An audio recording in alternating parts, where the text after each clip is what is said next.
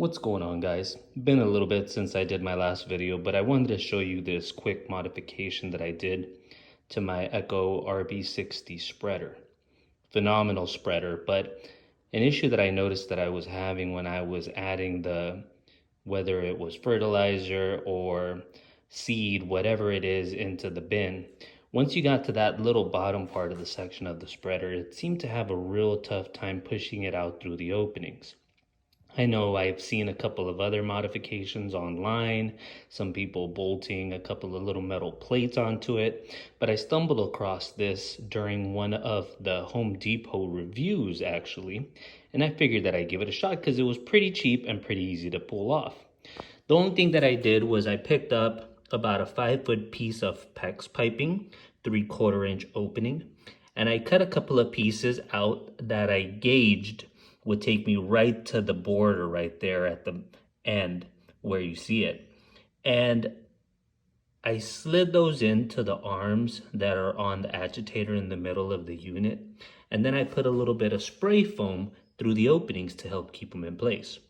I let it set for probably 24 to 36 hours or so. It got real nice and hard. And I was able to cut off the excess with a serrated knife.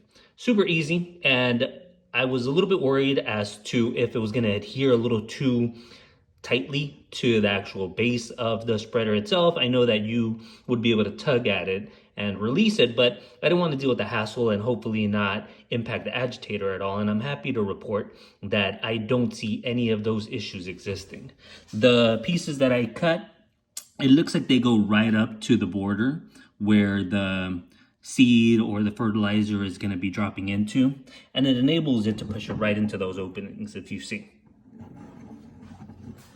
smooth sailing so far. Obviously it doesn't impact the chute opening, no problem whatsoever.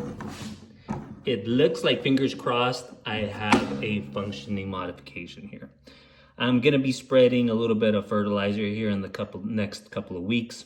I just dropped my last application. Otherwise, I probably would have held off until I got this done to take it for a test run and see how it did.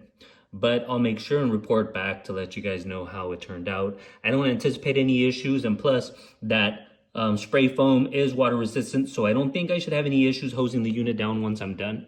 But I'll make sure and update you guys to let you know how it turned out once I'm able to actually take it for a test drive, spray some fertilizer, and most importantly, hose it down, clean it up to make sure that there isn't any impact to the spreader itself or to the modification that I did.